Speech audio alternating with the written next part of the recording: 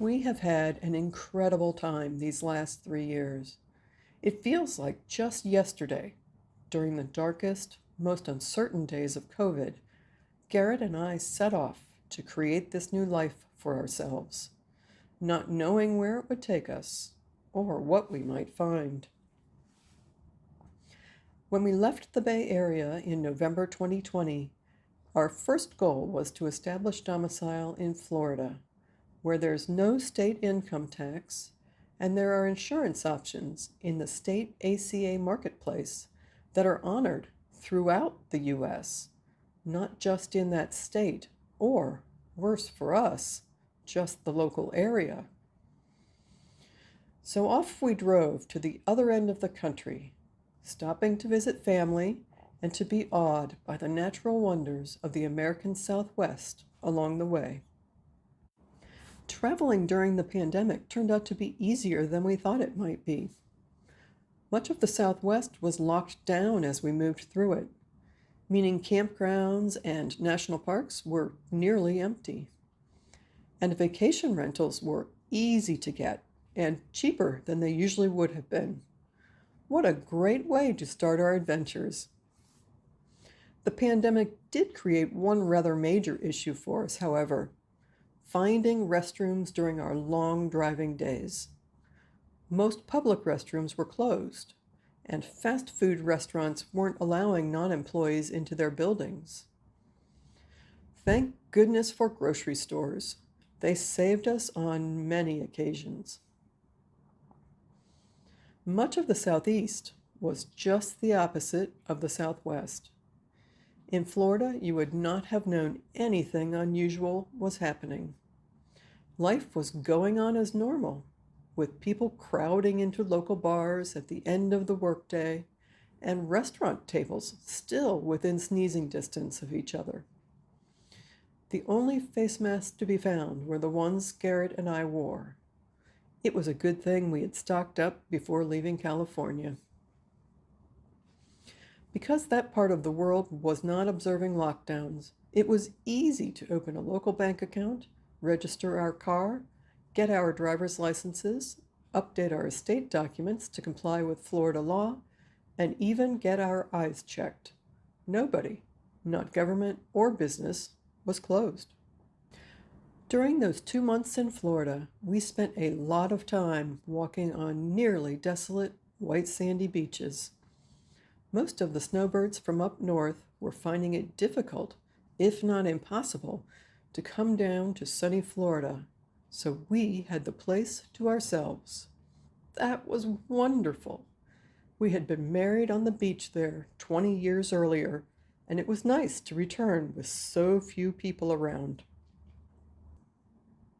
Skipping ahead a few months to March of 2021, we were in just the right place at just the right time. We were staying in a lake house in the mountains of northern Georgia, close to the start of the Appalachian Trail. It's a beautiful area, full of wooded hills and lush green valleys, great for hiking, marveling at waterfalls, listening to birds, and watching the local plants burst forth in color. This was a deep, deep red part of the country.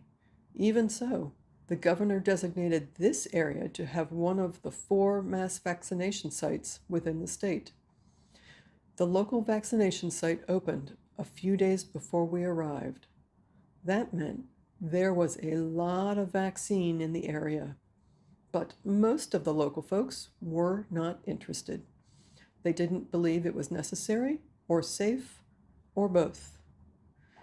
The day we moved into our lake house, I scurried around the local towns and got us added to some no-waste lists.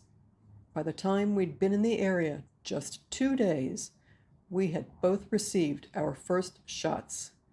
Phew! Now we felt better about our travels, and I would be able to go check in on my mom sooner rather than later.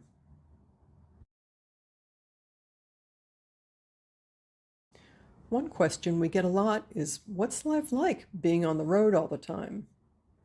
We've spent most of the past 3 years driving from place to place within the US, with our possessions safely packed in the back of our car. We carry camping gear, clothes for both warm and cold weather, tire chains, cooking supplies, and much, much more. If we find there's something we need, we buy it. If there's something we're not using, we donate it, so someone else will get good use out of it. We've got everything we need to live comfortably. We've stayed in big cities and small towns. We've camped in the wilderness and stayed in gleaming glass high-rises, a yurt, a former elementary school, a self-storage facility, and even a converted barn. We generally live in either vacation rentals or pet sit in people's homes while they're away. We like to stay in each place for a month or more at a time. This lets us feel more like we live in each place and less like we're just passing through. We've heard incredible music in some of the world's best music venues, in rundown shacks, on street corners, and in backyards. We've hiked, kayaked, biked, stargazed, took sunset and sunrise walks along beaches, danced and reveled in life's glory from all angles. We've taken the ultimate American road trips, usually belting out tunes to our heart's content most of the way. We love this life. But there's work involved in making this travel life happen. Generally, we make plans 6 to 9 months in advance. This way, Garrett can pick the tours he wants to lead that fit with our personal travel plans. Garrett is a tour director, meaning he accompanies people on bus-based tours around the U.S. and in Cuba. He ensures his guests are supported, engaged, and educated, and that the hotels, venues, and restaurants they're scheduled to go to are ready when they arrive. He doesn't drive the buses, find the participants, or make the arrangements himself. The company he works for takes care of all of that. Instead, he gets to focus on learning all about the places they'll be visiting on the tour, providing location-specific videos and music, and keeping everyone entertained on long travel days with silly jokes and impromptu sing-alongs. After 20 years as a corporate executive, a job he very much enjoyed, Garrett loves the silliness and the ability to be in the spotlight that this job provides. He loves creating the many layers that make his tour so special and that stoke his guests' love of travel. Garrett is on the road mainly in the spring and fall, leaving summer and winter for us to take long adventures together. His company flies him wherever I am in between tours, so we're usually not separated for more than a few weeks at a time. That works really well for us. It gives me time to explore on my own, and Garrett gets a chance to be on stage and help other travelers. I do a lot of pet sitting, both while Garrett's on tour and with him when he's not. This allows me to explore new areas, often with a furry friend at my side, and keeps me from getting lonely when Garrett's away. I generally pet sit for about 12 to 15 weeks each year.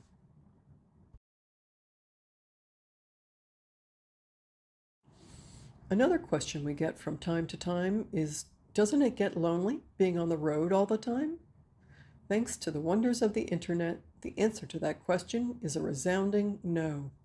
We've been able to keep up with friends back home, meet new friends from around the world, and catch up with people in real life when our paths cross. We've visited friends and family in the Smoky Mountains, our hometown of Cincinnati, California, Texas, New Mexico, the Washingtons, both D.C. and Washington State, South Carolina, and Long Island during these past 3 years. At the same time, we've made lots of new friends along the way. Most nomadic folks cherish meeting people living a similar lifestyle, so we've been able to share a meal and stories with other full-time travelers in Montreal, Sevilla, Auckland, San Diego, Singapore, Melbourne, and New York City. Through the miracle of the internet and the serendipitous chance that we were in the same place at the same time, we've met some incredible people, And we always come away from these meetups with new friends and new ideas of things to do or tips to make travel easier. We've also become friends with people around the world who've allowed us to temporarily adopt their pets and homes while they were away. We've kept in touch online, following each other's travels and sharing advice and stories along the way. I've become friends with friends of friends of friends and people from half a world away. Being able to build and participate in communities of travel-loving folks makes this life doable. For without friends, life, even this wonderful life, would be boring. In August 2022, we left the US for the first time in 4 years and spent a glorious month in beautiful Montreal, the cultural capital of Canada. With its burgeoning culinary scene, cobblestone colonial neighborhoods, hundreds of historic churches, and a culture that embraces all things creative, Montreal was thoroughly captivating. We had a wonderful time, and the fire within us to see the rest of the world was rekindled.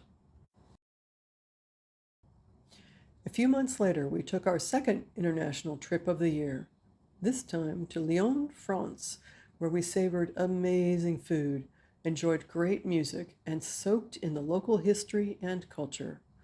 We also explored the French countryside, visiting historic old towns like Avignon, Annecy, and Dijon. And we even celebrated the grape harvest with local winemakers at the oldest wine festival in the world. Lyon was a great place to spend a month as late fall descended into the holiday season.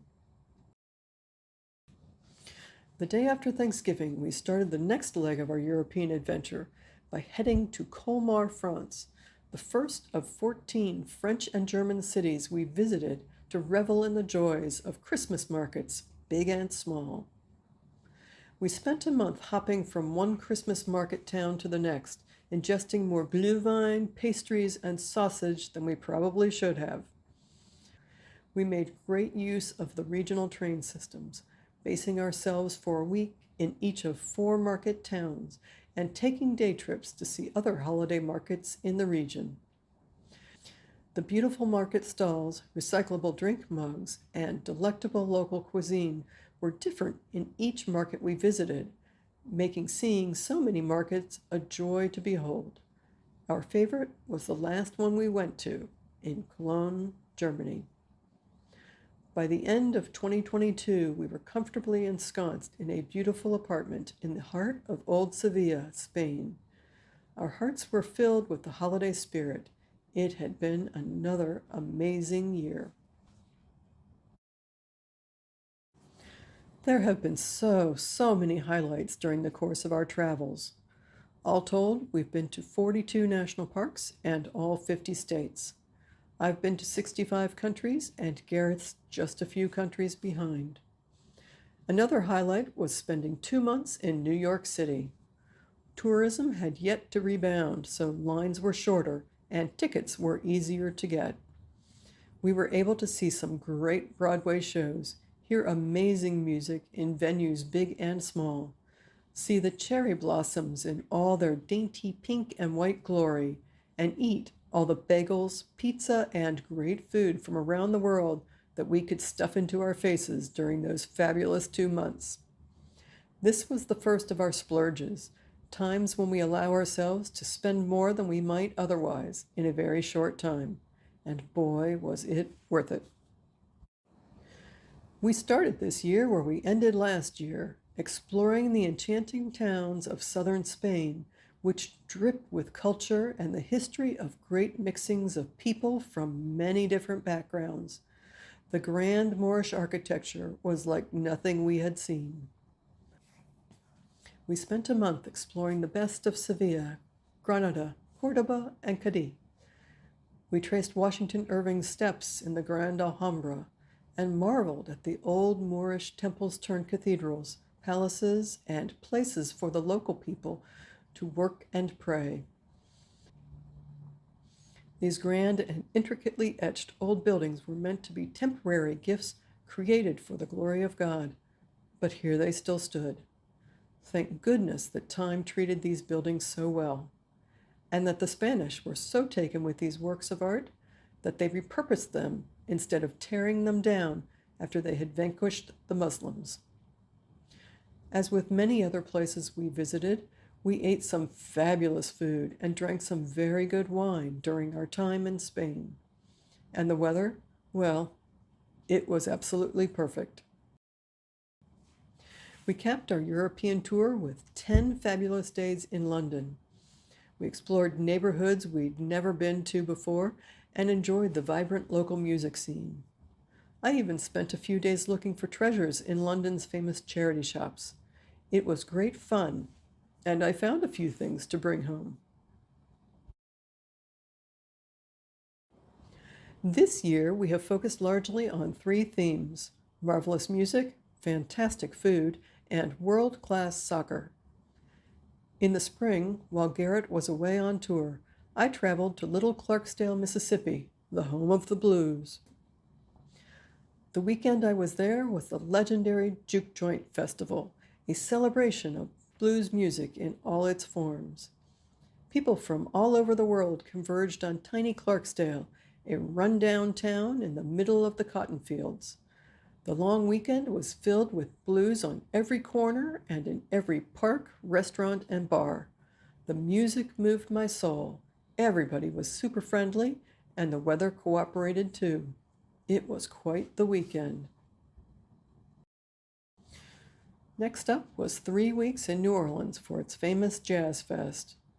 There was nonstop music from morning until the wee hours every day for over 2 weeks. We saw big names and local musicians, old performers and young ones, jazz in the Dixieland style, brass bands, jazz rock fusion, blues, bluegrass, and much, much more. Local performers and performers from across the U.S., Europe, Africa, and the Caribbean. All the performances were amazing. After 2 weeks of nonstop jazz, my cup runneth over. I'd heard more amazing music in a very short time than most people hear in a year. It was an experience I won't soon forget. And yes, the food was to die for too. In June, we traded summer for winter and headed down under to Australia and New Zealand to see women from all over the world compete in the Women's World Cup. It was great to see so many new teams come into their own. Teams like Vietnam and the Philippines, Morocco, Nigeria, and Jamaica. Teams where the women aren't paid enough for this to be their primary jobs, and where, until just recently, many had to pay their own expenses. Everyone was thrilled to be there. In 2022, I was approached by one of the founders of the largest travel pet sitting platform in the world and asked if I would help moderate their community forum. I agreed to help them on a part-time basis. The job turned out to be fabulous. I could do it from wherever I was as long as I had reliable internet. My career as a digital nomad began. It was fun getting to know many of Trusted House Sitters' most experienced and active members, and to learn from their experiences. Everyone had such great stories to tell, and it was great to be part of that community as it took form. Recently, I accepted a different position with Trusted House Sitters. Now I'm helping develop Trusted House Sitters' affiliate partnerships program, working with bloggers, Instagrammers, and TikTokers to spread the word about Trusted House Sitters and pet sitting in general. I'm learning lots about the world of online marketing and helping Trusted House Sitters thrive along the way. There couldn't be a more perfect position for me. We finished our time down under staying with a lovable old lab in the Central Business District in Melbourne, Australia. Garrett left early to lead tours in the States while I finished the pet sit. Then I headed to Singapore for a very special 3 weeks. I was fairly close, so why not? Singapore is a small city-state nation that's less than 60 years old. They've done an amazing job molding the small space they have into both a financial behemoth and a tourism hotspot. I loved my time there, visiting a world-class zoo and aquarium, the best orchid showcase in the world, and the historic and ethnic neighborhoods full of grand old buildings and celebrations. Topping it all off was the delectable, fresh, and yummy Michelin Bib Gourmand winning street food they sell in the hawker centers around town for $5 or less US. I was really glad I went. Garrett and I will finish out this year by spending the holidays with friends and family, and in between Thanksgiving and Christmas, we'll take a trip to Cuba. Because of U.S. regulations, the only way U.S. passport holders can see Cuba is to go on an official educational excursion organized by a tour company. So I'm going to go on one of Garrett's tours of Cuba. This will be the first and probably only time I'll be a passenger while he's working. I'm looking forward to it. Fortunately, so is he. As is our style, we've made plans for the first part of 2024 already. We're going to spend the winter in an old college town overlooking the Potomac, not far from Antietam and Harper's Ferry. Then, in mid-April, we're going to jet off to Nepal and Bhutan for almost 3 weeks of exploration.